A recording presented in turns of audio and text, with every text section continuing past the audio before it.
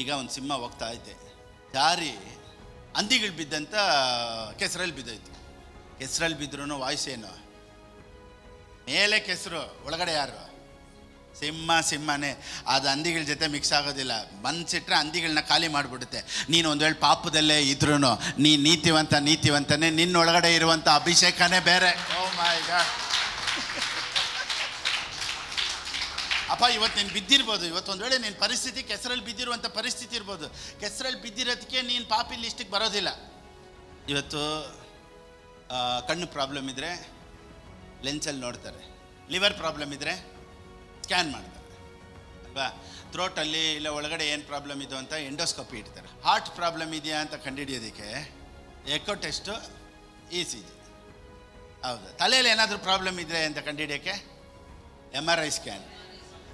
ಮನಸ್ಸಲ್ಲಿ ಏನು ಪ್ರಾಬ್ಲಮ್ ಇದೆ ಅಂತ ಕಂಡುಹಿಡಿಯೋಕ್ಕೆ ಯಾವುದೂ ಇಲ್ಲ. ಅದು ಕಂಡುಹಿಡಿಬೇಕಾದ್ರೆ ನಿಮ್ಮನ್ನು ಸ್ವಲ್ಪ ಹೊತ್ತು ಮಾತಾಡೋಕ್ಕೆ ಬಿಡಬೇಕು. ಡೋಂಟ್ ಡೂ ಯಾವ ಪ್ರಸಂಗ ಗೊತ್ತಾ? ಸೀನಾಯಿ ಬೆಟ್ಟದ ಪ್ರಸಂಗ. ಇಟ್ಸ್ ಡನ್ ಅನ್ನೋ ಪ್ರಸಂಗ ಏನು ಗೊತ್ತಾ? ಕಲ್ವಾರಿ ಶಿಲುಬೆಯ ಪ್ರಸಂಗ. Price the lord.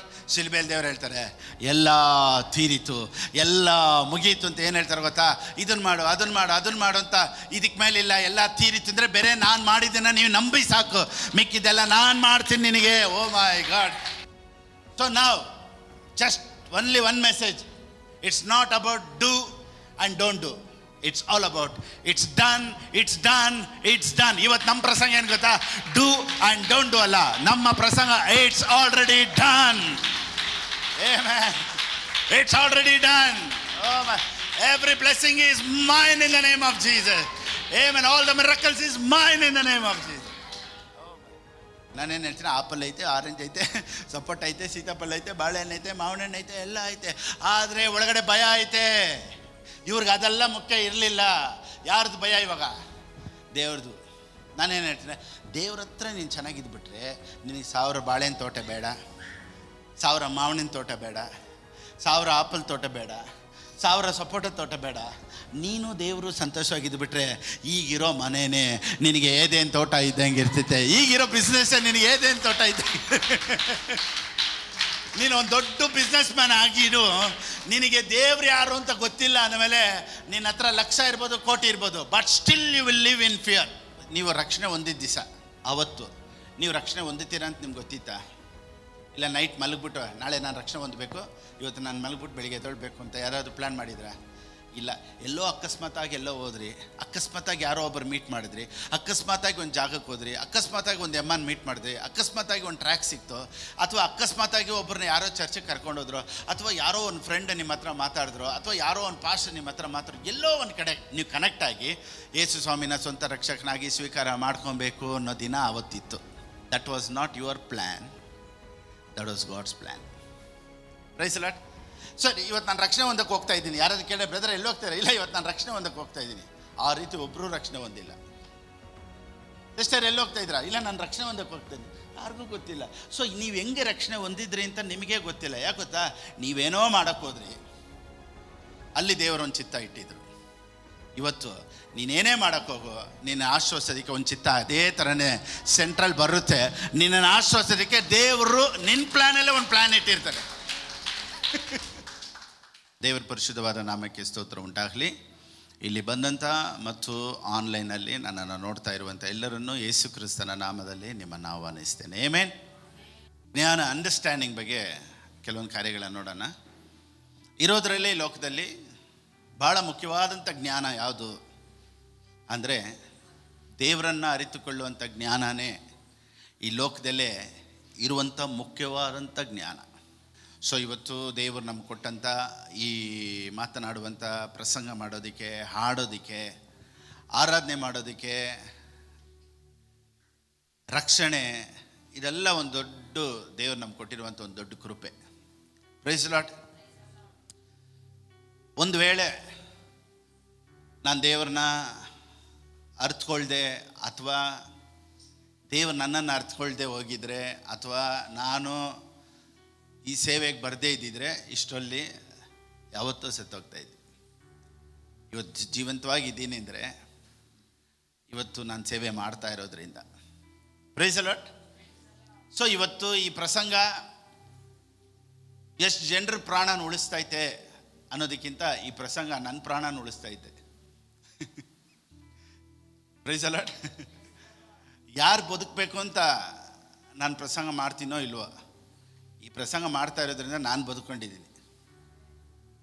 ಸೊ ಮುಖ್ಯವಾಗಿ ಈ ಪ್ರಸಂಗ ಅವ್ರಿಗೆ ಇವ್ರಿಗೆ ಅನ್ನೋದಕ್ಕಿಂತ ನಾನು ಮಾಡ್ತಾ ಇರೋ ಪ್ರಸಂಗ ನನಗೆ ಯಾವಾಗಲೂ. ಇವತ್ತು ನಾನು ಮಾತ್ರ ಈ ಮಾತಾಡೋ ಸೇವೆ ಅಥವಾ ಈ ಪ್ರಸಂಗ ಒಂದು ವೇಳೆ ನಾನು ಮಾಡೋದಕ್ಕೆ ಒಂದು ವೇಳೆ ನಾನು ಬಂದಿರಲಿಲ್ಲ ಅಂದಿದ್ರೆ ಇಷ್ಟೊತ್ತರಲ್ಲಿ ಎಷ್ಟೋ ವರ್ಷದಿಂದನೇ ನಾನು ಸಾಯಬೇಕಾಗಿತ್ತು. ಇವತ್ತು ನಾನು ಬದುಕಿದ್ದೀನಿ, ಇವತ್ತು ಚೆನ್ನಾಗಿದ್ದೀನಿ, ಇವತ್ತು ಸಂತೋಷವಾಗಿದ್ದೀನಿ ಅಂದರೆ ಇವತ್ತು ನಾನು ಮಾಡೋ ಪ್ರಸಂಗ. ಸೊ ಈ ಪ್ರಸಂಗ ಎಷ್ಟು ಜನಕ್ಕೆ ಸಂತೋಷ ತರ್ತಾಯಿತ್ತೋ, ಜೀವ ತರ್ತಾಯಿತ್ತೋ, ಬಲ ತರ್ತಾಯಿತ್ತೋ ಗೊತ್ತಿಲ್ಲ. ಆದರೆ ನಾನು ಮಾಡೋ ಪ್ರಸಂಗ ನನಗೆ ಬಲ ಕೊಡ್ತೈತೆ, ಜೀವ ಕೊಡ್ತೈತೆ, ಸಂತೋಷ ಕೊಡ್ತೈತೆ. ಇದನ್ನು ಮಾತಾಡ್ತಾ ಮಾತಾಡ್ತಾ ಮಾತಾಡ್ತಾ ನಾನು ಬದುಕೊಂಡಿದ್ದೀನಿ. Praise the lord. ಸೊ ಇದು ಯಾರಿಗಾಗಿಯೋ ಇಲ್ಲ, ನನಗಾಗಿನೇ. ನಾವು ನೋಡಿ 3 ಕಾರ್ಯದ ಬಗ್ಗೆ ನಮ್ಗೆ ಜ್ಞಾನ ಬೇಕು. ಒಂದು, ಹೂ ಈಸ್ ಗಾಡ್. ಎರಡನೇದು, ಹೂ ವಿ ಆರ್. ಮೂರನೇದು, ಹೂ ಈಸ್ ಅವರ್ ಎನಿಮಿ. ಈ 3 ಬಗ್ಗೆ ನಮಗೆ ಜ್ಞಾನ ಇದ್ಬಿಟ್ರೆ ಕ್ರಿಶ್ಚಿಯಾನಿಟಿ ಸೂಪರಾಗಿರುತ್ತೆ. ನಮಗೆ ಇದ್ರ ಬಗ್ಗೆ ತಿಳುವಳಿಕೆ ಇಲ್ಲ ಅನ್ನೋದಕ್ಕೇ ನಾವೇನು ಮಾಡ್ತಾಯಿದ್ದೀವಿ ಅಂದರೆ ಕಷ್ಟಪಡ್ತಾ ಇದ್ದೀವಿ. ನೋಡಿ, ಜ್ಞಾನ ಅನ್ನೋದು, ಮೈಂಡ್ ಅನ್ನೋದು ಭಾಳ ಭಾಳ ಭಾಳ ಭಾಳ ಇಂಪಾರ್ಟೆಂಟ್. ಕೆಲವ್ರು ನೋಡಿ ಚೆನ್ನಾಗಿರ್ತಾರೆ, ಓಡಾಡ್ತಾ ಇರ್ತಾರೆ, ಅವ್ರ ಮೈಂಡ್ ಅವ್ರ ಹತ್ರ ಇರೋದಿಲ್ಲ. ಅಂದರೆ ಮೆಂಟಲಿ ರಿಟಾರ್ಡೆಡ್ ಅಂತಾರೆ ಅವ್ರನ್ನ, ಸ್ವಲ್ಪ ಬುದ್ಧಿ ಸರಿ ಇಲ್ಲ ಅಂತ ಹೇಳ್ತಾರಲ್ಲ, ಅವ್ರ ಬುದ್ಧಿ ಅವ್ರ ಹತ್ರ ಇರೋದಿಲ್ಲ. ಇದಕ್ಕಿಂತ ಮೋಸವಾದಂಥ ಒಂದು ಪರಿಸ್ಥಿತಿ ಬೇರೆ ಯಾವುದೂ ಇಲ್ಲ. ನೋಡಿ, ನನಗೆ ಗೊತ್ತಿರೋ ಥರ ಇಲ್ಲಿ ನಮ್ಮ ಏರಿಯಲ್ಲೂ ಆ ಅಪ್ಪನ ಸ್ವಂತ ಮನೆ, ಅವ್ರ ಅಮ್ಮ ಇದ್ದಾರೆ, ಅವರ ಅಕ್ಕ ಇದ್ದಾರೆ, ಕೆಳಗಡೆ ಮನೆ ಇದೆ, ಮೇಲ್ಮನೆ ಬಾಡಿಗೆ ಕೊಟ್ಟಿದ್ದಾರೆ. ಆದರೆ ಅವನು ಫುಲ್ಲು ಏರಿಯಾ NRI ಬಿಟ್ಟು ಆ ಕಡೆ ಈ ಕಡೆ ಎಲ್ಲ ನೋಡ್ಕೊಂಡ್ರೆ ಪ್ಯಾಂಟಿಂಗ್ ಹಿಡ್ಕೊಂಡು ಅಲ್ಲಿ ಇಲ್ಲಿ ಊಟ ಇಲ್ಲದೆ ರೋಡ್ ಅಲಿತಾ ಇರ್ತಾನೆ. ಅವ್ರ ಅಮ್ಮ ಅಲ್ಲಿ ಅಳ್ತಾ ಇರ್ತಾರೆ, ಅಯ್ಯೋ ನನ್ನ ಮಗ ಎಲ್ಲಿ ಹೋದ್ನೋ ಗೊತ್ತಿಲ್ವೇ, ನನ್ನ ಮಗ ಎಲ್ಲಿ ಹೋದ್ನೋ ಗೊತ್ತಿಲ್ಲ. ಆದರೆ ಅದೇ ಅವ್ರ ಅಮ್ಮ ಅಂತ ಗೊತ್ತಿಲ್ಲ, ಅದೇ ಅವ್ರ ಮನೆ ಅಂತ ಗೊತ್ತಿಲ್ಲ. ಸ್ವಂತ ಬಿಲ್ಡಿಂಗ್ ಐತೆ, ಸ್ವಂತ ಮನೆ ಐತೆ, ಸ್ವಂತದವ್ರು ಇದ್ದಾರೆ, ಎಲ್ಲ ಇದ್ದರೂ ಊಟಕ್ಕೆ ರೋಡು ಅಲ್ಲಿತಾ ಇದ್ದಾನೆ. ಎಲ್ಲಾದರೂ ಒಬ್ಬರು ಬಿದ್ದಿರೋನ್ನ ತಿರ್ಗಾ ಕರ್ಕೊಂಬಂದು ಮನೆಗೆ ಒಂದೊಂದ್ಸತಿ ಕರ್ಕೊಂಬಂದು ಬಿಡ್ತಾರೆ. ಈ ರೀತಿ ಪರಿಸ್ಥಿತಿ ಅವ್ರ ಮನೇಲಿ. ಸೊ ಮನೆ ಬಾಡಿಗೆ ಇದ್ದರೂ, ಸ್ವಂತ ಮನೆ ಇದ್ದರೂ ಅನುಭವಿಸೋಕ್ಕಾಗದೇ ಇರೋದಕ್ಕೆ ಕಾರಣ ಏನು ಗೊತ್ತಾ? ಅದು ಅವ್ರದ್ದೇ ಅಂತ ಅವನಿಗೆ ಆ ಮೈಂಡ್ ಇಲ್ಲ.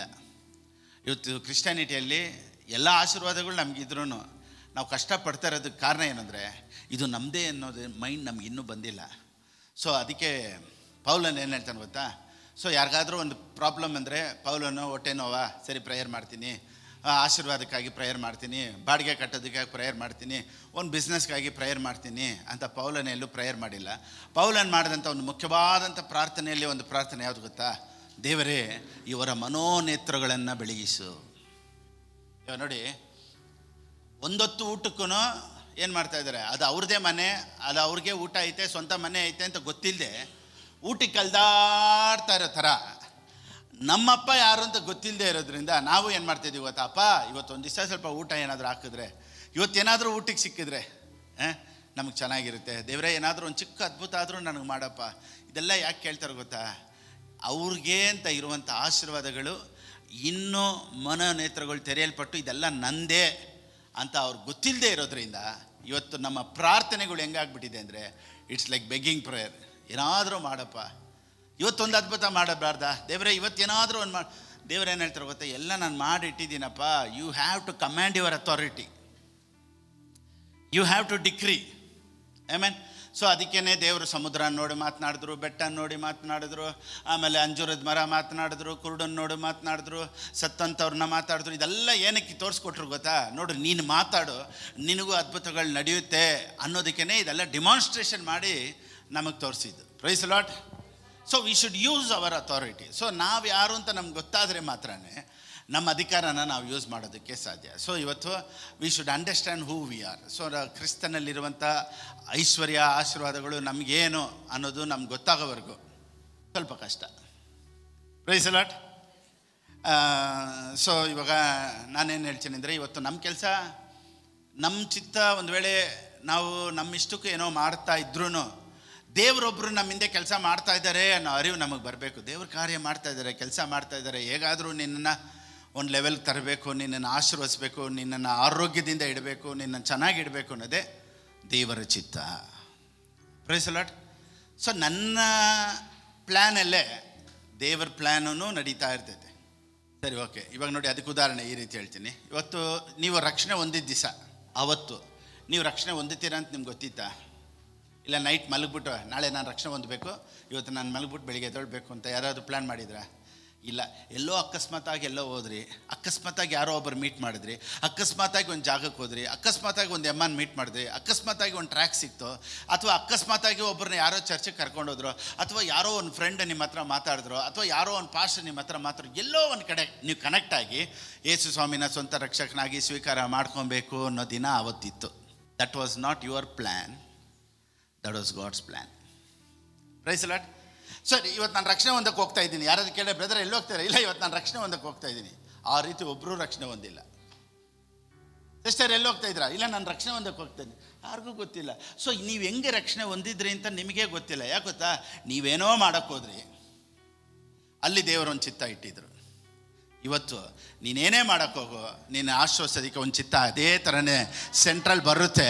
ನಿನ್ನನ್ನು ಆಶ್ವಾಸೋದಕ್ಕೆ ದೇವರು ನಿನ್ನ ಪ್ಲ್ಯಾನಲ್ಲೇ ಒಂದು ಪ್ಲ್ಯಾನ್ ಇಟ್ಟಿರ್ತಾರೆ. ಅನ್ಎಕ್ಸ್ಪೆಕ್ಟೆಡ್ ಆಗಿ ಯಾರನ್ನೋ ಮೀಟ್ ಮಾಡಿದ್ರಿ, ಅನ್ಎಕ್ಸ್ಪೆಕ್ಟೆಡ್ ಆಗಿ ಯಾರೋ ಒಬ್ರು ಸಿಕ್ಕಿದ್ರು, ಅನ್ಎಕ್ಸ್ಪೆಕ್ಟೆಡ್ ಆಗಿ ಒಂದು ಚರ್ಚ್ಗೆ ಹೋದ್ರಿ, ಅನ್ಎಕ್ಸ್ಪೆಕ್ಟೆಡ್ ಆಗಿ ಬೈಬಲ್ ಓದಿದ್ರಿ. ಇದೆಲ್ಲ ನೋಡಿ unexpected. So salvation is unexpected. ಹೌದಾ ಇಲ್ವಾ? ಹಾಂ.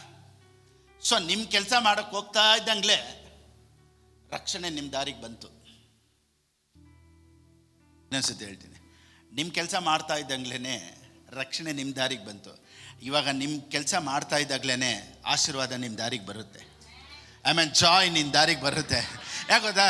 ನೋಡಿ, ನಾನು ಚೆನ್ನಾಗಿ ಆಗ್ಬಿಡ್ತೀನಿ ಅನ್ನೋ ಯೋಚನೆ ಇಲ್ಲ. ನಾನು ಏನೋ ಮಾಡೋಕ್ಕೆ ಹೋಗ್ತಾ ಇದ್ದೀನಿ, ದೇವರು ಇಂಟರ್ಫಿಯರ್ ಆಗಿ ನೀನು ಯಾವತ್ತು ರಕ್ಷಣೆ ಹೊಂದ್ಬಿಟ್ಟು ಅವತ್ತಿಂದ ಒಂದು ಹ್ಯಾಂಡ್ ಆಫ್ ಗಾಡ್ ನಿನ್ನ ಹಿಂದೆ ಇದೆ, ದೇವ್ರು ನಿನ್ನ ಜೊತೆನೇ ಇದ್ದಾರೆ, ನೀನು ಒಳಗಡೆ ಇದ್ದಾರೆ ಅನ್ನೋದನ್ನು ನಾವು ಯಾವಾಗಲೂ ಯಾವ ಕಾನ್ಷಿಯಸಲ್ಲಿ ಇರಬೇಕು ಗೊತ್ತಾ? ನನಗೆ ದೇವ್ರು ಇದ್ದಾರೆ, ನೋಡ್ಕೊಳ್ತಾರೆ. ನೋಡಿ, ನಿಮ್ಗೆ ಇಷ್ಟ ಆಯಿತೋ ಇಲ್ವೋ, ನೀವು ರಕ್ಷಣೆ ಹೊಂದಿದ ತಕ್ಷಣವೇ ನಿಮಗೆ ಅಂತ ದೇವದೂತರುಗಳನ್ನ ದೇವ್ರು ಅಪಾಯಿಂಟ್ ಮಾಡಿಬಿಟ್ರಂತೆ. ಹೆಂಗೆ? ಅದು ನಿಮ್ಮನ್ನು ಕೇಳಲಿಲ್ಲ. ನೋಡಿ, ಇವಾಗ ಕೆಲವೊಂದು ತಂದೆ ತಾಯಿಗಳು ಮನೆ ಮಾಡ್ತಾರೆ ಮಕ್ಕಳಿಗೆ, ಅಥವಾ ಒಂದು ಜಾಗ ತೊಗೊಳ್ತಾರೆ, ಮಕ್ಕಳ ಹತ್ರ ಪರ್ಮಿಷನ್ ಕೇಳಲ್ಲ, ಮಾಡಿ ಇಟ್ಬಿಡ್ತಾರೆ. ಯಾಕಂದರೆ ಅದು ಅವ್ರ ಕರ್ತವ್ಯ ಅಂತ ಮಾಡಿ ಇಟ್ಬಿಡ್ತಾರೆ. ಅವ್ರು ಕೇಳಲ್ಲ, ಮಾಡಲ್ಲ. ಆದರೂ ನಮ್ಮ ಮಕ್ಕಳಿಗೆ ಏನು ಮಾಡಬೇಕು? ಅದು ದೊಡ್ಡದಾಗಿರಲಿ ಚಿಕ್ಕದಾಗಿರಲಿ, ಮಕ್ಕಳಿಗೆ ಅಂತ ಏನಾದರೂ ಒಂದು ಮಾಡಿ ಇಡ್ತಾರಲ್ವಾ? ನಿಮ್ಮ ಪರ್ಮಿಷನ್, ಮಕ್ಕಳ ಪರ್ಮಿಷನ್ ಇಲ್ಲದೆ. ಆ ರೀತಿಯೇ ದೇವರು, ನೀವು ರಕ್ಷಣೆ ಹೊಂದಿದ ತಕ್ಷಣ ನಿಮ್ಮ ಪರ್ಮಿಷನ್ ಇಲ್ಲದೇ ದೇವದೂತರುಗಳನ್ನು ದೇವ್ರು ನಿಮಗಾಗಿ ಇಟ್ಟುಬಿಟ್ರು. ಅವ್ರು ನಿಮ್ಮನ್ನು ಹೋಗುವಾಗಲೂ ಬರುವಾಗಲೂ ಕಾಯೋದಕ್ಕೆ, ನಿಮಗಾಗಿ ಕೆಲಸ ಮಾಡೋದಕ್ಕೆ. ಅದಕ್ಕೆ ಬೈಬಲ್ ಈ ರೀತಿ ಹೇಳುತ್ತೆ, ಇಬ್ರಿಯರ ಬರೆದ ಪುಸ್ತಕದಲ್ಲಿ, ಮಿನಿಸ್ಟ್ರಿಂಗ್ ಸ್ಪಿರಿಟ್ಸ್ ಅಂತೆ, ಊಳಿಗದ ಆತ್ಮಗಳು. ಅವ್ರು ಯಾವ ಸ್ಪಿರಿಟ್ಸ್ ಅಂತೆ? Ministering spirits. ಅಂದರೆ ರಕ್ಷಣೆ ಹೊಂದಿದವರಿಗೆ ಕೆಲಸ ಮಾಡೋದಕ್ಕಾಗಿ ದೇವದೂತರುಗಳಿದ್ದಾರಂತೆ. ಸೊ ನಿಮಗೆ ದುಡ್ಡು ತೊಗೊಂಬರೋದಕ್ಕೆ, ನಿಮ್ಮ ಬಿಸ್ನೆಸ್ಸನ್ನು ಕ್ಲಿಕ್ ಮಾಡೋದಕ್ಕೆ, ಸೊ ನೀವೊಬ್ಬರನ್ನ ಡಿವೈನ್ ಕನೆಕ್ಷನಲ್ಲಿ ಮೀಟ್ ಮಾಡೋದಕ್ಕೆ ನಿಮಗಾಗಿ ದೇವದೂತರುಗಳು ಸಹ ಕೆಲಸ ಮಾಡ್ತಾ ಇದ್ದಾರೆ. ಸೊ ನೀವು ನಂಬ್ತಿರೋ ನಂಬಲ್ವೋ, ನಿಮಗಾಗಿ ಕೆಲಸ ನಡೀತಾ ಐತೆ. ಅವ್ರು ಬೇರೆ, ನಾನು ಬೇರೆ. ಹೇಳಿ, ಈ ಪ್ರಸಂಗ ಕೇಳಿದ್ದೀರ ತಾನೆ? ನೀನು ಬೇರೆ, ನಾನು ಬೇರೆ. ಅಷ್ಟೇ, ನಾನು ಕೆಳಗಡೆ ಬಿದ್ದುಬಿಟ್ಟಿದ್ದೀನಿ, ಇವಾಗ ಪಾಪದಲ್ಲಿ ಇದ್ದೀನಿ. ನಾನು ಒಂದು ಹೇಳ, ಈಗ ಒಂದು ಸಿಂಹ ಹೋಗ್ತಾ ಐತೆ, ಜಾರಿ ಹಂದಿಗಳು ಬಿದ್ದಂಥ ಕೆಸರಲ್ಲಿ ಬಿದ್ದೋಯ್ತು. ಅಲ್ಲಿ ಒಂದು 2-3 ಹಂದಿಗಳೈತೆ. ಅವುಗಳು, ಓ ನೀನು ಕೆಸರಲ್ಲಿ ಬಿದ್ದುಬಿಟ್ಟ, ಹಂಗಾರೆ ನೀನು ಹಂದಿ ಜಾತಿನೇ ಅಂತ ಹೇಳಕ್ಕೆ ಸಾಧ್ಯನಾ? ಅಂದ್ರೆ ಅಷ್ಟೇ, ಒಲೆ ನಡೆದು ಬಿಡ್ತೈತೆ.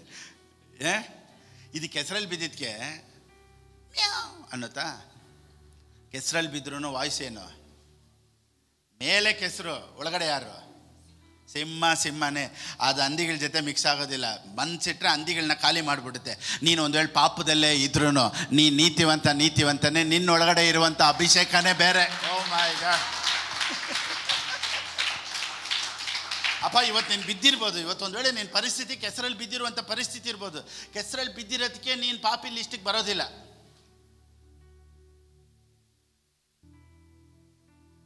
ಸ್ವಲ್ಪ ಕ್ಲೀನಾಗಿ ಮೇಲೆ ಬರಬೇಕಷ್ಟೇ. ಸೊ ಕೆಸರಲ್ಲಿ ಬಿದ್ದಿದ್ದಕ್ಕೆ ನಿನ್ನ ವಾಯ್ಸ್ ಚೇಂಜ್ ಆಗೋಲ್ಲ, ನಿನ್ನ ಟೋನ್ ಚೇಂಜ್ ಆಗೋಲ್ಲ, ನಿನ್ನ ಆ್ಯಟಿಟ್ಯೂಡ್ ಚೇಂಜ್ ಆಗೋಲ್ಲ, ಒಳಗಡೆ ಇರೋದು ಸೇಮು.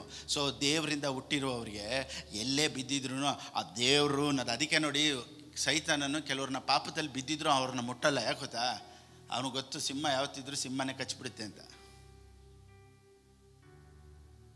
ಸಿಂಹ ಕೆಸರಲ್ಲಿ ಬಿದ್ದುಬಿಟ್ಟಿದೆ, ಪಾಪ ಅಂತ ಮುಟ್ಟಿದ್ರೆ ಕೈ ಇರಲ್ಲ, ಹುಷಾರ್. ಹೇಗೆ ಕೆಸರಲ್ಲಿ ಬಿದ್ದುಬಿಡ್ತಲ್ಲ ಅಂತ ಸಿಂಹ ತಲೆ ಮೇಲೆ ಕೈ ಟ್ರೈನ್ ಮಾಡುತ್ತೆ. ಕೆಸರಿಂದಾನೇ ಏನು ಮಾಡ್ತಾರೆ, ಲಭಕ್ ಅಂತ ಹೇಳ್ಬಿಡ್ತಾರೆ. ಅದಕ್ಕೆ ಸೈತಾನನಿಗೂ ಗೊತ್ತು ಇವನು ಕೆಸರಲ್ಲಿ ಅವನೇ ಅಂತ ಮುಟ್ಟಕ್ಕೆ ಹೋದರೆ ಏನು ಮಾಡಿಬಿಡ್ತಾನೆ, ನಮ್ಮ ಕೈನೇ ಕಚ್ಚಾಕ್ಬಿಡ್ತಾನೆ ಅಂತ. ಅದಕ್ಕೆ ನಾನು ಏನು ಹೇಳ್ತೀನಿ ಅಂದರೆ, ಸಿಂಹ ಕೆಸರಲ್ಲಿ ಬಿದ್ದರು ಸಿಂಹನೇ. ಅದಕ್ಕೆ ಅಂತ ಯಾವಾಗಲೂ ಸಿಂಹ ಕೆಸರಲ್ಲೇ ಇರಲ್ಲ, ಅದಕ್ಕೆ ಇಷ್ಟ ಆಗಲ್ಲ. ಹಂದಿಗಳು ಎಂಜಾಯ್ ಮಾಡುತ್ತೆ, ಹಂದಿಗಳಿಗೆ ಕೆಸರೇ ಇಷ್ಟ, ಇವುಗಳಿಗೆ ಅದೆಲ್ಲ ಇಷ್ಟ ಇಲ್ಲ. ಕೆಸರಿಗೆ ಹೋದ್ರೂ ಹೊಡ್ಕೊಂಬಂದ್ಬಿಡ್ತಿದ್ದೆ, ಅಂದರೆ ಕೆಸರಲ್ಲಿರೋದನ್ನು ಹೊಡ್ಕೊಂಬಂದ್ಬಿಡ್ತಿದ್ದೆ ಬೇಕಾದರೆ.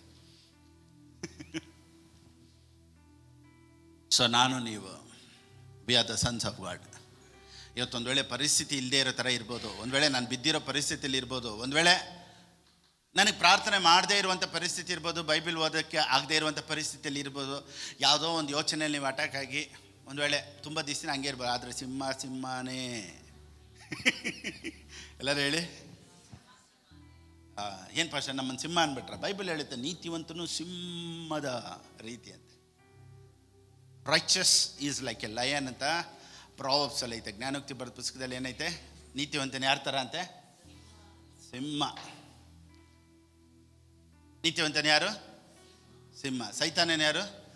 ಸಿಂಹ ಥರ. ಸೈತಾನನು ಸಿಂಹ ಥರ, ದೇವ್ರ ಮಕ್ಕಳು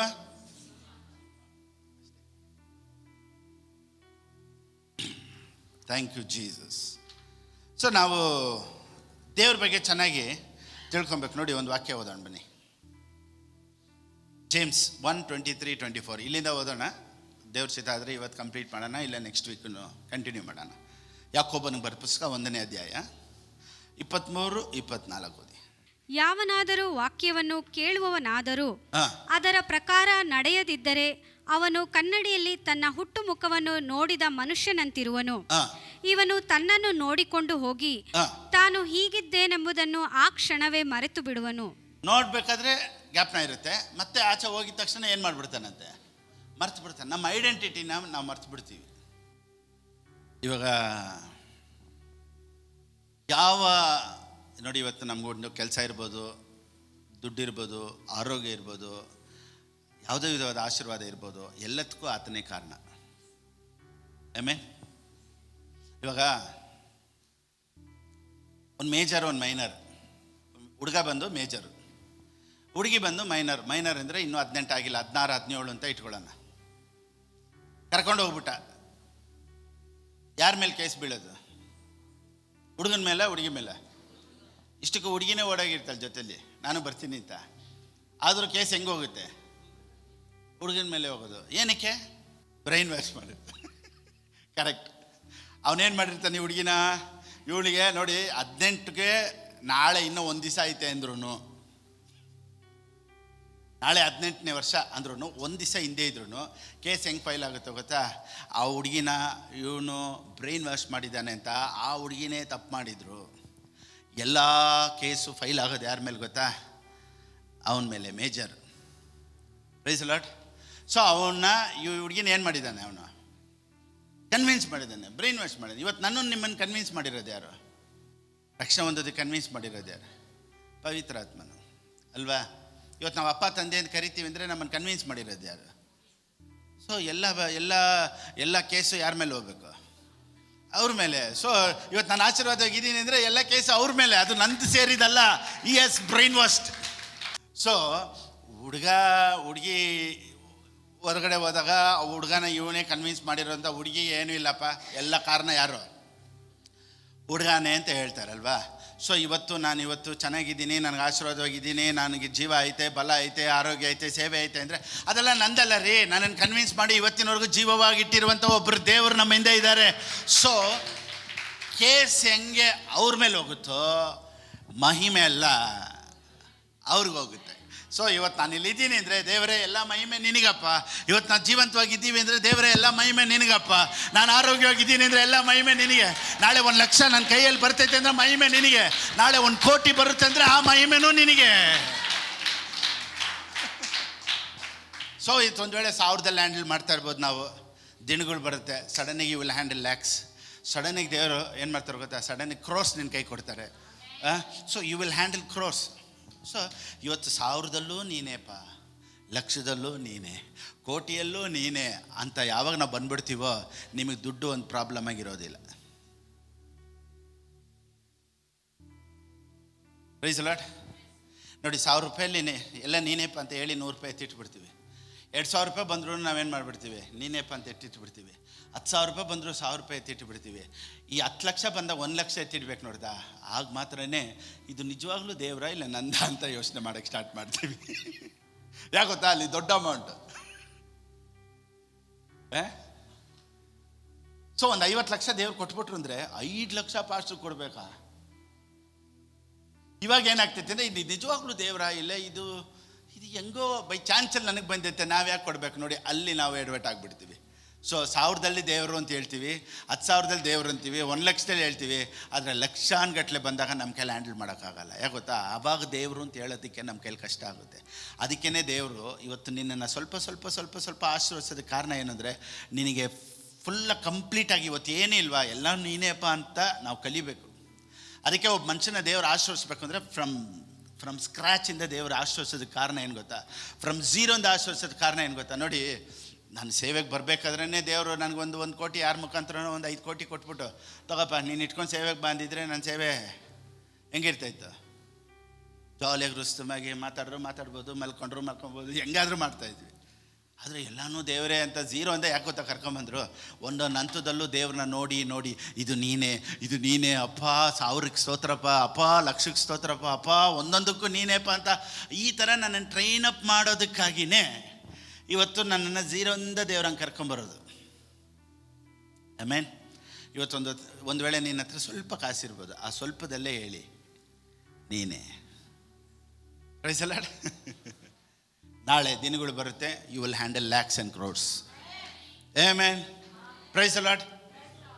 ಮಹಿಮೆ ದೇವರಿಗೆ. ಇವಾಗ ನೋಡಿ, ಇವಾಗ ಒಂದು ಕ್ಯಾರಮ್ ಇರುತ್ತೆ, ಕ್ಯಾರಮ್ ಬೋರ್ಡಲ್ಲಿ ಒಂದು ವೈಟ್ ಕಾಯಿನ್ಗೆ ಹೊಡೆದಿದ ತಕ್ಷಣ ವೈಟ್ ಕಾಯಿನ್ ಎಲ್ಲಿ ಹೋಗುತ್ತೆ? ಬ್ಲ್ಯಾಕ್ ಬಿದ್ದರೆ ಎಷ್ಟು? 5. ವೈಟ್ ಬಿದ್ದರೆ 10. ರೆಡ್ ಬಿದ್ದರೆ 25. ನೋಡಿ ಎಷ್ಟು ಚೆನ್ನಾಗಿ ಗೊತ್ತೆ ಎಲ್ಲನೂ.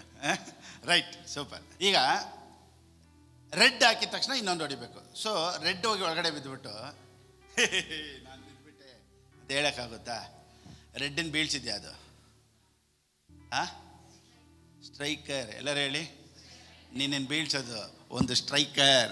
ನಮ್ಮ ಹಿಂದೆ ಒಂದು ಸ್ಟ್ರೈಕರ್ ಇದೆ. ಪ್ರೈಸ್ ಅಲ್ಲ. ಸೊ ಯಾವುದನ್ನು ಹೋಗ್ಬಿಟ್ಟು ಬಿದ್ದುಬಿಟ್ಟು ಪಾಕೆಟಲ್ಲಿ ಬಿದ್ದುಬಿಟ್ಟು ನಾನು ಬಿದ್ದುಬಿಟ್ಟೆ ಅಂತ ಹೇಳೋದಿಲ್ಲ. ಅದನ್ನು ಬೀಳ್ಸಿದ್ದು ಯಾರು ಗೊತ್ತಾ? ಹಿಂದೆ ಒಂದು ಸ್ಟ್ರೈಕರು. ಅದೇ ರೀತಿಯೇ ಇವತ್ತು ನಿನ್ನನ್ನು 1,00,000ಕ್ಕೆ ಬೀಳ್ಸೋದಕ್ಕೂ ನಿನ್ನನ್ನು ಆಶೀರ್ವಾದದಲ್ಲಿ ಬೀಳ್ಸೋದಕ್ಕೂ ಹಿಂದೆ ಒಂದು ಸ್ಟ್ರೈಕರ್ ಇದೆ ಅಂತ ಮಾತ್ರ ಮರಿಬೇಡ. ಆ ಸ್ಟ್ರೈಕರೇ the power of the Holy Ghost. Praise God. Hallelujah. Amen. So all glory goes to not red coin. So ನಮಗೆ ದೇವರು ಯಾರು ಅಂತ ಗೊತ್ತಾಗಬೇಕು. ಇವತ್ತು ನಮ್ಮ ಮೇಯ್ನ್ ಪ್ರಾಬ್ಲಮ್ ಏನು ಗೊತ್ತಾ? ದೇವ್ರ ಬಗ್ಗೆ ನೋಡಿ, ದೇವ್ರ ಬಗ್ಗೆ ತಿಳ್ಕೊಳ್ತಾ ನಮ್ಮ ಪ್ರೇಯರು, ನಮ್ಮ ಆ್ಯಟಿಟ್ಯೂಡು, ನಮ್ಮ ಮಾತು ಎಲ್ಲನೂ ಚೇಂಜ್ ಆಗಿಬಿಡುತ್ತೆ. ಇವತ್ತು ನೀವು ದೇವ್ರನ್ನ ಎಷ್ಟು ನಂಬಿದ್ದೀರಾ ಅಂತ ನಿಮ್ಮ ಮಾತನ್ನಿಟ್ಟೇ ಕಂಡುಹಿಡಿಬೋದು. ಇವತ್ತು ಕಣ್ಣು ಪ್ರಾಬ್ಲಮ್ ಇದ್ದರೆ ಲೆನ್ಸಲ್ಲಿ ನೋಡ್ತಾರೆ, ಲಿವರ್ ಪ್ರಾಬ್ಲಮ್ ಇದ್ದರೆ ಸ್ಕ್ಯಾನ್ ಮಾಡ್ತಾರೆ ಅಲ್ವಾ? ಥ್ರೋಟಲ್ಲಿ ಇಲ್ಲ ಒಳಗಡೆ ಏನು ಪ್ರಾಬ್ಲಮ್ ಇದು ಅಂತ ಎಂಡೋಸ್ಕೋಪಿ ಇಡ್ತಾರೆ. ಎಂಡೋಸ್ಕೋಪಿಯಲ್ಲಿ ಒಳಗಡೆ ಒಂದು ಲೈಟ್ ಹಾಕ್ಬಿಟ್ಟು ಏನು ಮಾಡ್ತಾರೆ, ಬಾಯಲ್ಲಿ ಹಾಕಿ ಕೆಲವ್ರು ಹೇಳ್ತಾರೆ, ಅಯ್ಯೋ ಪ್ರಾಣ ಬಂತು ಪಾಸ್ಟರ್ ಅಂತಾರೆ. ಹಂಗೆ ಹೋಗಿ ಹಿಂಗೆ ಹಾಕ್ತಾರೆ ನೋಡಿ, ಒಳಗಡೆ ಹೋಗುತ್ತೆ ನೋಡಿ ಫುಲ್ಲು. ಅವಾಗ ಕೆಮ್ಮಬೇಕು ಅಂದರೂ ಡಾಕ್ಟರ್ ಹೇಳ್ತಾರೆ, ಕೆಮ್ಮಬಾರ್ದು ಸ್ವಲ್ಪ ಹೊತ್ತು ಅಂತ. ಕೆಮ್ಮಂಗಿಲ್ಲ, ನುಂಗಂಗಿಲ್ಲ, ಉಗುಳಂಗಿಲ್ಲ, ಅಂತ ಕುಂತಿರ್ಬೇಕು. ಅದು ಹೋಗಿ ಏನು ಮಾಡುತ್ತೆ, ಒಳಗಡೆ ಕ್ಯಾಮ್ರಾ ಇಡ್ತಿದೆ, ಅದೆಲ್ಲ ಚೆಕ್ ಮಾಡ್ಕೊಂಡು ಬಂದ್ಬಿಡ್ತೈತೆ. ಸೊ ಎಂಡೋಸ್ಕೋಪಿಯಲ್ಲಿ ಗೊತ್ತಾಗ್ಬಿಡುತ್ತೆ ಒಳಗಡೆ ಏನು ಪ್ರಾಬ್ಲಮ್ ಅಂತ. ಹಾರ್ಟ್ ಪ್ರಾಬ್ಲಮ್ ಇದೆಯಾ ಅಂತ ಕಂಡುಹಿಡಿಯೋದಕ್ಕೆ ಎಕೋ ಟೆಸ್ಟು, ECG. ಹೌದು. ತಲೆಯಲ್ಲಿ ಏನಾದರೂ ಪ್ರಾಬ್ಲಮ್ ಇದೆ ಅಂತ ಕಂಡುಹಿಡಿಯೋಕ್ಕೆ MRI ಸ್ಕ್ಯಾನ್. ಮನಸ್ಸಲ್ಲಿ ಏನು ಪ್ರಾಬ್ಲಮ್ ಇದೆ ಅಂತ ಕಂಡುಹಿಡಿಯೋಕ್ಕೆ ಯಾವುದೂ ಇಲ್ಲ.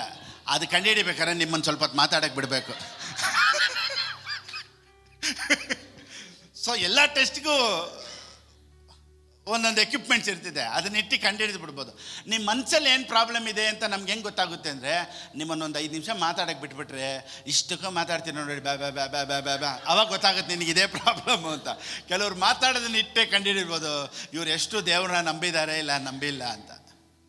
ಅದಕ್ಕೇ ದೇವರು ನಿಮಗೆ ಮಾತಾಡೋ ಹೋಮ್ವರ್ಕ್ ಕೊಟ್ಬಿಟ್ಟಿದ್ದು. ಬೆಟ್ಟವನ್ನು ನೋಡಿ ಮಾತನಾಡು, ಅಂಜೂರದ ಮರ ನೋಡಿ ಮಾತನಾಡು, ಪರಿಸ್ಥಿತಿಗಳು ನೋಡಿ ಮಾತನಾಡು, ದುಡ್ಡು ಬರಬೇಕಾ ದುಡ್ಡನ್ನು ನೋಡಿ ಮಾತನಾಡು, ಕಾಯಿಲೆ ನೋಡಿ ಮಾತನಾಡು, ಫೀವರ್ ನೋಡಿ ಮಾತಾಡು. ಇದನ್ನೆಲ್ಲ ಯಾಕೆ ಗೊತ್ತಾ ಇಟ್ಬಿಟ್ರು? ನೀನು ಮಾತಾಡ್ತಾನೆ ನಿನಗೆ ದೇವ್ರ ಮೇಲೆ ಎಷ್ಟು ನಂಬಿಕೆ ಐತೆ ಅಂತ ನಿಮಗೆ ಗೊತ್ತಾಗೋದು.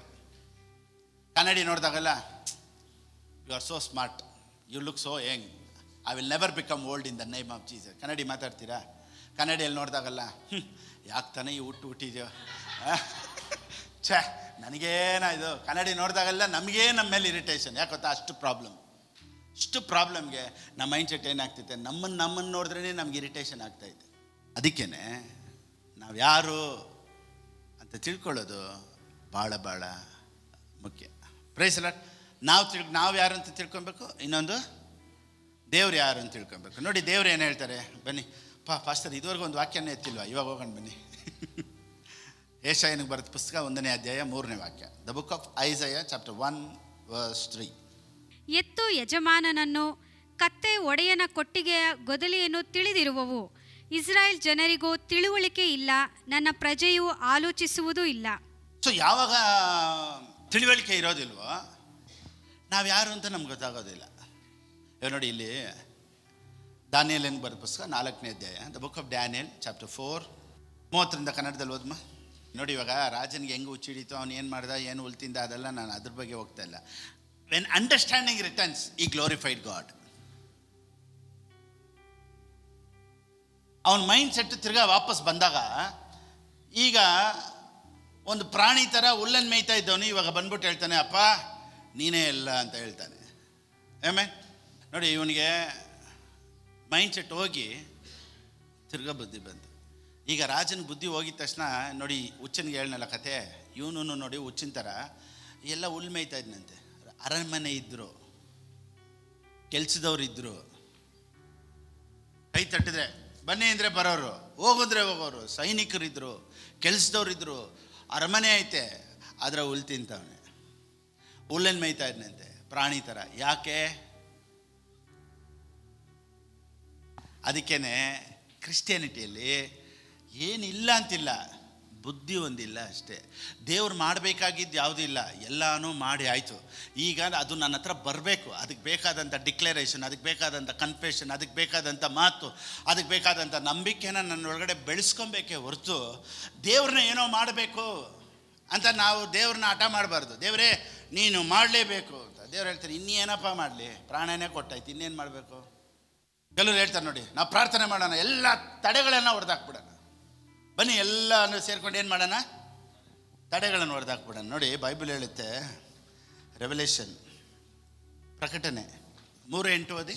ಈಗೋ ನಿನ್ನೆದುರಿನಲ್ಲಿ ಒಂದು ಬಾಗಿಲನ್ನು ತೆರೆದಿಟ್ಟಿದ್ದೇನೆ. ಈಗೋ ನಿನ್ನ ಎದುರಿನಲ್ಲಿ ಏನು ಇಟ್ಟಿದ್ದೀನಿ? ಎಲ್ಲರೂ ಹೇಳಿ, ಬಾಗಿಲು ಹೆಂಗಿದೆ?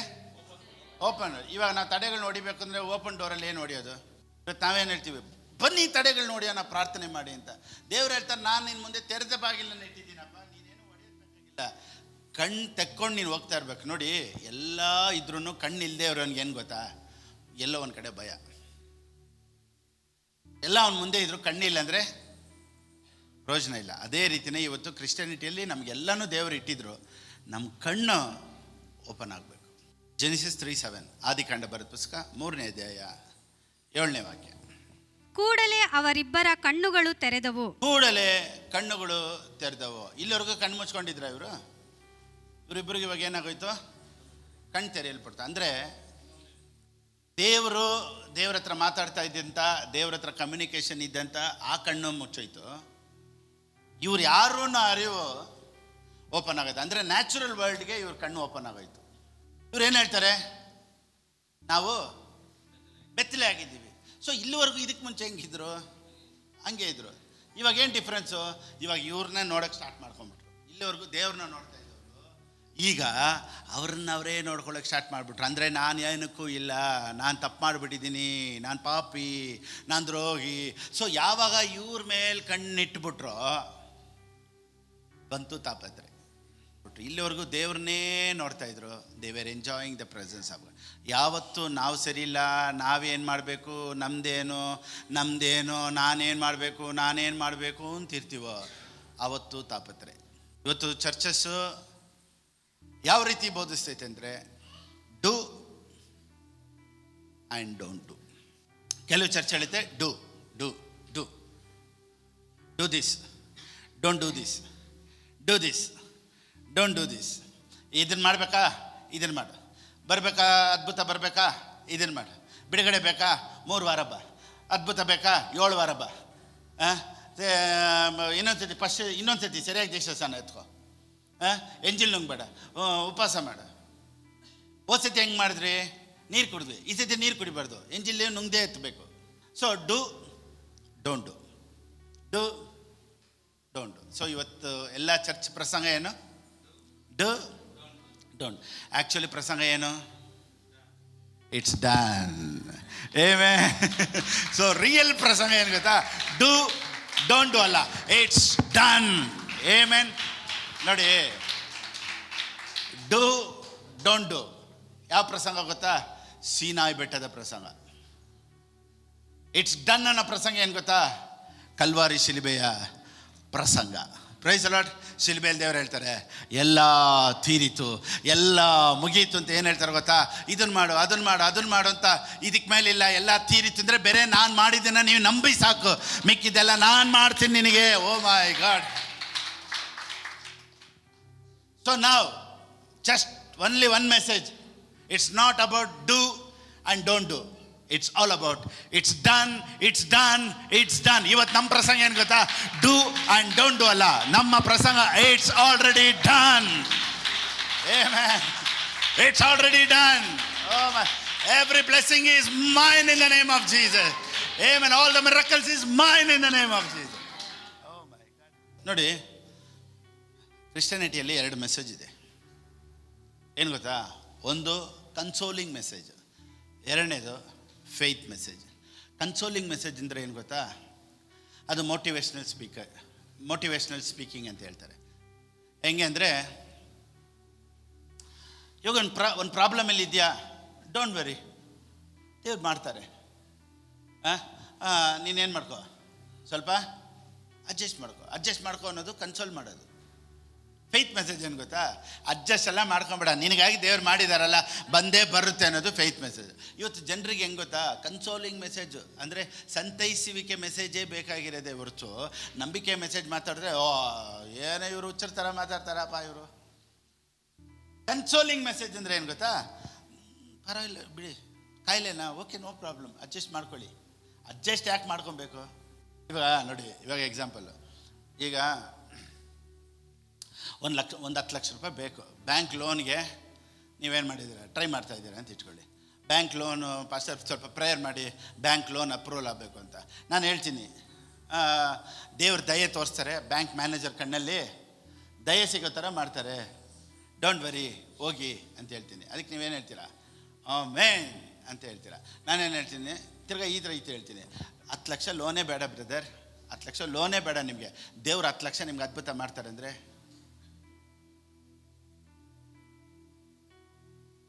ಸ್ವಲ್ಪ ನಂಬೋದರ ಹೇಳ್ತೀರಾ? ಸೊ ಆಮೇಲೆ ಎಲ್ಲಿಗೆ ಬರುತ್ತೆ ನಮಗೆ? ಮ್ಯಾನೇಜರ್ ಅಪ್ರೂವಲ್ ಮಾಡ್ತಾರೆ ಅಂದರೆ ಆಮೇನ್ ಅಂತೀವಿ. ಫ್ರೀಯಾಗಿ ದೇವ್ರು ಮಾಡ್ತಾರೆ ಅಂದರೆ ನಮ್ಗೆ ನಂಬಿಕೆ ಬರೋದು. ಯಾವತ್ತಾ? ಇದು ಫೇತ್ ಮೆಸೇಜ್. ಸೊ ನಮ್ಮ ನಂಬಿಕೆ ಎಲ್ಲ bank loan, jumbo loan, insta loan, ಸಡನ್ನಿಗೆ ಆ್ಯಪಿಂದ ಬರ್ತೈತೆ ನೋಡಿ, ಇಮಿಡಿಯೇಟ್ ಕ್ರೆಡಿಟ್ ಕಾರ್ಡ್ ಲೋನು, ಇದೆಲ್ಲ ಇಮಿಡಿಯೇಟ್ ಆಗಿಬಿಟ್ರೆ ಸೋತ್ರಪ್ಪ ಲೋನ್ ತೊಗೊಳ್ರಿ, ದೇವ್ರು ಕಟ್ಟೋದಕ್ಕೆ ಕೊಡ್ತಾರೆ ಬಿಡ್ರಿ ಅಂಥದ್ರೆಲ್ಲ ಓಕೆ. ಇದೆಲ್ಲ ಬಿಸಾಕ್ಬಿಡ್ರಿ, ನಿಮಗೆ ಲೋನೇ ಎತ್ತೋದು ಬೇಡ, ದೇವ್ರು ಅದ್ಭುತ ತಾನಾಗೇ ಮಾಡ್ತಾರೆ ಅಂದರೆ ನಮಗೆ ಒಂದು ಸ್ವಲ್ಪ ಡೌಟು. ಈ ಪಾಸ್ಟ್ರ್ ಕತೆ ನಾವು ಸ್ವಲ್ಪ ನಂಬೋದಾ ಬೇಡವಾ? ಯಾಗೊತ್ತಾ? ಅದೇ ನಾನು ಹೇಳೋದು, ಸಂತೈಸುವಿಕೆ ಮೆಸೇಜ್ ಬೇರೆ, ಫೇತ್ ಮೆಸೇಜ್ ಬೇರೆ. ನೀನು ಅಡ್ಜಸ್ಟ್ ಮಾಡ್ಕೊಂಡು ಕಾಯಿಲೆಯಲ್ಲೇ ಇರೋ ಅನ್ನೋದು ಕನ್ಸೋಲಿಂಗ್ ಮೆಸೇಜ್. ಅಡ್ಜಸ್ಟ್ ಮಾಡ್ಕೊಂಡು ಸಾಲದಲ್ಲೇ ಇರೋ, ಇನ್ನೂ ಸ್ವಲ್ಪ ದಿವಸ ಇರ್ತೀವಿ, ಆಮೇಲೆ ಹೆಂಗೂ ಪರಲೋಕಕ್ಕೆ ಹೋಗ್ತಾ ಇದ್ದಾನೆ, ಅಡ್ಜಸ್ಟ್ ಮಾಡ್ಕೋ ಅನ್ನೋದು ಕನ್ಸೋಲಿಂಗ್ ಮೆಸೇಜ್. ನಾನೇನು ಹೇಳ್ತೇನೆ, ನೀನು ಅಡ್ಜಸ್ಟೇ ಮಾಡ್ಕೊಬೇಡ. ಯೇಸುವಿನ ನಾಮದಲ್ಲಿ ನನಗೆ ವಿರುದ್ಧವಾಗಿ ನಿಂತಿರುವಂಥ ಎಲ್ಲ ಸೈತಾನನ ಕ್ರಿಯೆಗಳನ್ನು I command get out in Jesus name. ಯೇಸುವಿನ ನಾಮದಲ್ಲಿ I receive healing in the name of Jesus. Amen. ಪರಿಸ್ಥಿತಿಗಳು ಹೊಸ್ತಾಗಿದ್ರು ಮಾತಾಡ್ತಾ ಇರಿ. ಕಾಸಿಲ್ವಾ, ಮಾತಾಡ್ತಾ ಇರಿ, ಬರುತ್ತೆ ದುಡ್ಡು. ಯೇಸು ನಾಮದಲ್ಲಿ ನನಗೆ ಬರುತ್ತೆ. ಆರೋಗ್ಯ ಚೆನ್ನಾಗಿಲ್ವಾ, ಜ್ವರನ, ಕೆಮ್ಕೊಂಡೇ ಇಲ್ಲಿ, I am healed in the name of Jesus. Report ಉಲ್ಟಾ ಪಲ್ಟಾ ಇದೆಯಾ, ರಿಪೋರ್ಟ್ ಪಾಸ್ಟರ್ ಡಾಕ್ಟ್ರ್ ಈ ರೀತಿ ರಿಪೋರ್ಟ್ ಕೊಟ್ಬಿಟ್ರು, ಕ್ಯಾನ್ಸರ್ ಅಂತ ರಿಪೋರ್ಟ್ ಬಂದ್ಬಿಡ್ತು. ನೋಡಿ, ಕ್ಯಾನ್ಸರ್ ಅನ್ನೋದನ್ನು ಏನು ಹೇಳಿದ್ರೆ ಒಂದು ಡಿಫಿಷಿಯನ್ಸಿ. ಸೊ ಶರೀರದಲ್ಲಿರುವಂಥ ಒಂದು ಸೆಲ್ಸ್, ಆ ಸೆಲ್ಸ್ ಒಂದು ಡಿಫಿಷಿಯನ್ಸಿನೇ ಕ್ಯಾನ್ಸರ್. ಇವತ್ತು ನಮಗೆ ಕ್ಯಾನ್ಸರ್ ಅಂದರೆ ಏನಾಗ್ಬಿಟ್ಟಿದ್ದಾರೆ, ಅಯ್ಯೋ ಕ್ಯಾನ್ಸರ ಇನ್ಮೇಲೆ ಉಳಿಯಲ್ಲ ಅನ್ನೋ ಥರ ಹಾಕ್ಬಿಟ್ರೆ ಅದು ಒಂದು ಡಿಫಿಷಿಯನ್ಸಿ ಅಷ್ಟೇ. ಅದಕ್ಕೊಂದು ಕೀಮೊಥೆರಪಿನೋ ಅಥವಾ ಅದಕ್ಕೆ ಬೇಕಾದಂಥ ಕೆಲವೊಂದು ಮಾತ್ರೆ ಅದು ಇದೆಲ್ಲ ಕೊಟ್ಟು ಇವತ್ತು ನೋಡಿ ಎಷ್ಟೋ ವರ್ಷದಿಂದ ಕ್ಯಾನ್ಸರ್ ಇರೋ ಚೆನ್ನಾಗಿದ್ದಾರೆ, ಕೆಲವರು ಪ್ರೇಯರಲ್ಲೇ ಚೆನ್ನಾಗಿದ್ದಾರೆ. ಎಷ್ಟು ರಿಪೋರ್ಟ್ಗಳು ಚೇಂಜ್ ಆಗಿದೆ. ನಮ್ಮ ಚರ್ಚಲ್ಲೂ ಒಬ್ಬರು ಸಹಾಯ ಪರಿಸ್ಥಿತಿಯಲ್ಲಿದ್ದರು, ಅವ್ರಿಗೆ ಪಟ್ಟಂತ ಗುಣ ಆಯಿತು. ಎಷ್ಟು ಜನ ಮಿರಾಕಲ್ಸ್ ನಾವು ಕೇಳ್ತಾನೆ ಇದ್ದೀವಿ. ಕ್ಯಾನ್ಸರ್ ಅಲ್ಲ, ಅದು ಒಂದು ದೊಡ್ಡ ನೋಡಿ, ತಲೆನೋವು ಹೆಂಗೋ, ಜ್ವರ ಹೆಂಗೋ, ಕ್ಯಾನ್ಸರು ಹಂಗೆ. ಕ್ಯಾನ್ಸರಾ ಅನ್ನೋದೇ ಬೇಡ, ಕ್ಯಾನ್ಸರಾ ನೀವು ಸುಮ್ಮನೆ ತುಂಬ ಸರ್ವಸಾಧಾರಣವಾಗಿ ಹೇಳ್ತಾ ಇದ್ದೀರಾ ಅನ್ನೋ ಥರ ಕೆಲವ್ರಿಗೆ ಇರ್ತೈತೆ. ನಾನೇನು ಹೇಳ್ತೀನಿ ಅಂದರೆ, ಫೇತ್ ಅಂದರೆ ಹಂಗೆ, ಬಿಡ್ರಿ ಕ್ಯಾನ್ಸರ್ ತಾನೆ, ಡಾಕ್ಟ್ರ್ ಹಿಂಗೆ ಹೇಳ್ಬಿಟ್ರೆ ಬಿಡ್ರಿ ಯೇಸು ನಾಮದಲ್ಲೇ ಅದೆಲ್ಲ ರಿಪೋರ್ಟ್ ಸೈಡ್ಗೆ ಹಾಕು, ನಾನು ಚೆನ್ನಾಗಿದ್ದೀನಿ, ಯೇಸು ನಾಮದಲ್ಲಿ ನಾನು ಚೆನ್ನಾಗಿದ್ದೀನಿ, ಯಾಕಂದರೆ ಶಿಲುಬೆಯಲ್ಲಿ ಆತನ ಬಾಸುಂಡೆಗಳಿಂದ ನಾನು ಗುಣ ಆಗಿದ್ದೀನಿ ಅನ್ನೋ ನಂಬಿಕೆಯಲ್ಲಿ ನೀನು ಮಾತಾಡ್ತಾರೆ. ರಿಪೋರ್ಟನ್ನು ನಂಬೇಡ. ಎರಡನೇದು ಅದು ಇಟ್ಟುಬಿಡು. ಪಾಸ್ಟರ್ ನಾನು ಮಾತ್ರೆ ತೊಗೊಳ್ತಾ ಇದ್ದೀನಿ, ಕೀಮೊಥೆರಪಿ ಆಗ್ತಾಯಿದೆ, ಟ್ರೀಟ್ಮೆಂಟಲ್ಲಿದ್ದೀನಿ, ನೋ ಪ್ರಾಬ್ಲಮ್ ತೊಗೊಳ್ಳಿ, ನಾನು ಬೇಡ ಅಂತ ಹೇಳಿಲ್ಲ. ಟ್ರೀಟ್ಮೆಂಟಲ್ಲಿದ್ದೀರಾ ಇರಿ, ಆದರೆ ನೀನು ನಂಬಿಕೆಯನ್ನು ಮಾತ್ರ ಬಿಡಬೇಡ. ಕಮಾನ ವಾಕ್ಯನ ಇನ್ನೊಂದ್ಸತಿ ಓದಿ 3:7. ಈಗ ಮರದಿಂದ ಹೋಗಿ ಬಚ್ಚಿಟ್ಕೊಂಡ್ರು ಅಲ್ವಾ? ಸೊ ಈಗ ಯಾರನ್ನ ನೋಡಿ ಬಚ್ಚಿಟ್ಕೊಂಡ್ರು? ದೆವ್ವನ ನೋಡಿನ, ದೇವ್ರನ್ನ ನೋಡಿನ? ಇದಕ್ಕಿಂತ ಮುಂಚೆ ಎಂಜಾಯ್ ಮಾಡ್ತಾ ಇದ್ದಿದ್ದು ಯಾರ ಹತ್ರ? ಈಗ ಭಯ ಪಡ್ತಾ ಇರೋದು ಯಾರು? ನೋಡಿ, ಯಾವಾಗ ನಮ್ಮನ್ನು ನಾವು ನೋಡೋಕ್ಕೆ ಸ್ಟಾರ್ಟ್ ಮಾಡಿಬಿಡ್ತೀವೋ, you will not enjoy the presence of God. ಈಗ ಅದೇ ದೇವರು, ಅದೇ ವಾಯ್ಸು, ಅದೇ ತೋಟ, ಅದೇ ತಂದೆ ಬರ್ತಾ ಇದ್ದಾರೆ. ಆದರೆ ಈಗ ಇವ್ರಿಗೆ ವಾಯ್ಸ್ ಬೇರೆ ಥರ ಕೇಳಿಸ್ತಾ ಇದೆ. ಸೊ ಈಗ ತೋಟನೇ ಇವ್ರಿಗೆ ಹೆಂಗೈತೆ? ನರಕ ಥರ ಐತೆ. When U see your self, ನಿಮ್ಮನ್ನು ನೀವೇ ನೋಡೋಕ್ಕೆ ಸ್ಟಾರ್ಟ್ ಮಾಡಿಬಿಟ್ರೆ ನಿಮಗೇನೇ ಇದ್ರು ನಿಮ್ಗೆ ಅದು ನರಕ ಥರ ಇರುತ್ತೆ. ನೋಡಿ, ನಾನೇನು ಹೇಳ್ತೀನಿ ಅಂದರೆ, ಆದಾಮನು ಅವಳು ನರಕನ ಎಲ್ಲ ಅನುಭವಿಸಿದ್ರು. ಎಲ್ಲಿ? ನೋಡಿ, ಭಯ, ದೇವ್ರ ದೇವ್ರ ಭಯ. ನೋಡಿ, ಇವಾಗ ಏದೇನು ತೋಟದಲ್ಲಿ ಎಲ್ಲ ಐತೆ, ಆದರೆ ಈಗ ಈ ತೋಟನೇ ಇವ್ರಿಗೆ ನರಕ ಥರ ಆಗ್ಬಿಡ್ತು. ಏನಕ್ಕೆ ಗೊತ್ತಾ?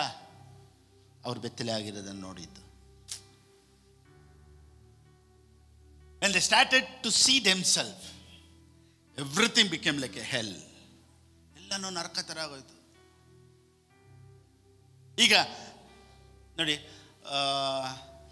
3000 acres ಅಂತ ಹೇಳ್ತಾರೆ ಬಯೋಗ್ರಫಿ, ಏದೇನು ತೋಟ ಇಟ್ಕೊಳ್ಳಿ, ಓಕೆನಾ? ಒಂದು 3000 ಏಕರಲ್ಲಿ ಅಲ್ಲಿ ಎಲ್ಲ ಗಿಡಗಳು ಇದೆ ಇಟ್ಕೊಳ್ಳೋಣ. 1000 ಸೇಬೆಕಾಯಿ ಮರ ಇದೆ, 1000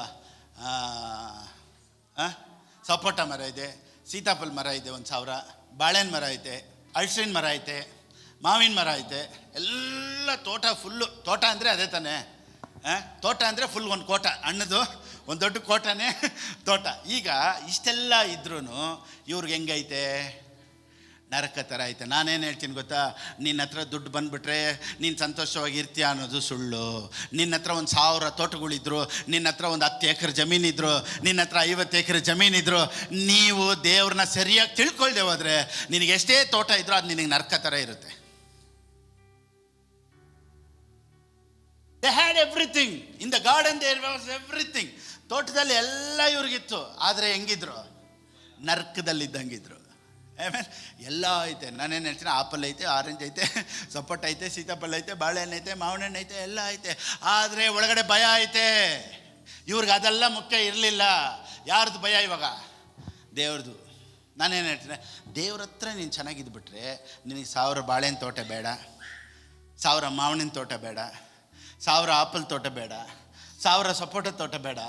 ನೀನು ದೇವರು ಸಂತೋಷವಾಗಿದ್ದುಬಿಟ್ರೆ ಈಗಿರೋ ಮನೇನೆ ನಿನಗೆ ಏದೇನು ತೋಟ ಇದ್ದಂಗೆ ಇರ್ತೈತೆ. ಈಗಿರೋ ಬಿಸ್ನೆಸ್ಸೇ ನಿನಗೆ ಏದೇನು ತೋಟ ಇದ್ದಂಗೆ. ನೀನು ಒಂದು ದೊಡ್ಡ ಬಿಸ್ನೆಸ್ ಮ್ಯಾನ್ ಆಗಿರು, ನಿನಗೆ ದೇವ್ರು ಯಾರು ಅಂತ ಗೊತ್ತಿಲ್ಲ ಅಂದಮೇಲೆ ನಿನ್ನ ಹತ್ರ ಲಕ್ಷ ಇರ್ಬೋದು, ಕೋಟಿ ಇರ್ಬೋದು, but still you will live in fear. Amen? ಚಿಕ್ಕ ಮನೆ ಇರ್ಬೋದು, ಹೆಂಚಿನ ಮನೆ ಇರ್ಬೋದು, ಸೀಟ್ ಮನೆ ಇರ್ಬೋದು, ಇರಲಿ. ಆದರೆ ಹೆಂಗಿದ್ದೀರಾ ದೇವ್ರು ಯಾರೆಂದು ಗೊತ್ತಾಗಿದ್ಮೇಲೆ?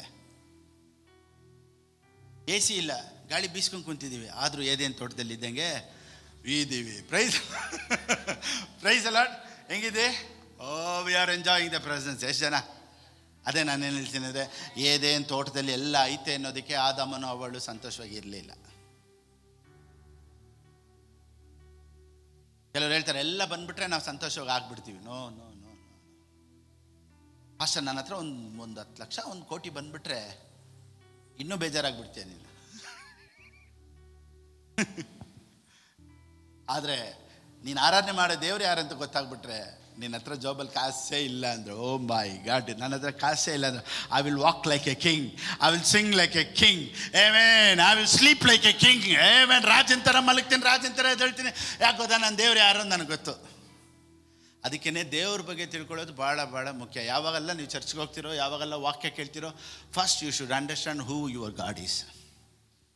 ಸೊ ನಾನೇನು ಹೇಳ್ತೀನಿ ಅಂದರೆ, ಲೈಫು ಎಂಜಾಯ್ ಮಾಡೋ ಥರ, ಪ್ರೆಸೆನ್ಸ್ ಆಫ್ ಗಾಡ್ನ ನೀವು ಎಂಜಾಯ್ ಮಾಡೋ ಥರ ಇರಬೇಕಾ? ನಿಮ್ಮ ಮನೋನೇತ್ರಗಳು ತೆರೆಯಲ್ಪಡಬೇಕು. ದೇವ್ರು ಯಾರು ಅಂತ ನಿಮ್ಗೆ ತಿಳುವಳಿಕೆ ಇರಬೇಕು. ಸೊ ಒಂದು ಸೇವಕರು ಹೇಳ್ತಾರೆ, ನನ್ನ ಮನೋನೇತ್ರಗಳನ್ನು ಬೆಳಗಿಸು, ನನ್ನ ಮನೋನೇತ್ರಗಳು ತೆರೆಯಲ್ಪಡಲಿ ಅಂತ. ಎಫೆಸದವರ ಬರೆದ ಪುಸ್ತಕದಲ್ಲಿ ಬರೆದಿರುವಂಥ ವಾಕ್ಯನ ಅವ್ರು ಹೇಳ್ತಾರೆ. ಸುಮಾರು 1000 ಸತಿ ನಾನು ಅದನ್ನು ಮಾತಾಡ್ತಾನೇ ಇದ್ದೆ, ದೇವರೇ ನನ್ನ ಮನೋನೇತ್ರಗಳು ಬೆಳಗಿಸಲ್ಪಡಲಿ. ಅವಾಗ ಅವ್ರು ಹೇಳ್ತಾರೆ, ಆಮೇಲೆ ನನಗೆ ಸಿಗ್ದಂಥ ರೆವಲ್ಯೂಷನ್ ಎಲ್ಲ ಬೇರೆ ಥರ ಇತ್ತು. ಅವಾಗ ಬೈಬಲ್ ಓದಿದಾಗ ಬೇರೆ ಥರ ಇತ್ತು, ಇವಾಗ ದೇವ್ರು ನೋಡಿದಾಗ ಬೇರೆ ಥರ ಇತ್ತು. ಯಾಕೆ ಗೊತ್ತಾ? ಮನೋನೇತ್ರಗಳು ತೆರೆಯಲ್ಪಟ್ಬಿಡ್ತು. ಸೊ ಇವತ್ತು ಯೇಸುವಿನ ನಾಮದಲ್ಲಿ ನಿಮ್ಮ ಮನೋನೇತ್ರಗಳು ಬೆಳಗಿಸಲ್ಪಡಲಿ. ಆಮೇಲೆ ನಿಮ್ಮ ಮನೋನೇತ್ರಗಳು ತೆರೆಯಲ್ಪಡಲಿ. ದೇವ್ರು ಎಂಥವ್ರು ಅಂತ ಇನ್ನೂ ತಿಳ್ಕೊಳ್ಳೋದಕ್ಕೆ ಬರುವಂಥ ದಿನಗಳಲ್ಲಿ ನೋಡೋಣ. ಇವತ್ತು ಈ ವಾಕ್ಯ ಕೇಳಿದವರೆಲ್ಲರ ಜೀವಿತಗಳಲ್ಲಿ ಒಂದು ವ್ಯತ್ಯಾಸ ಬರುತ್ತೆ ಅನ್ನೋದರಲ್ಲಿ ಯಾವ ವಿಧವಾದಂಥ ಸಂದೇಹ ಇಲ್ಲ. God bless.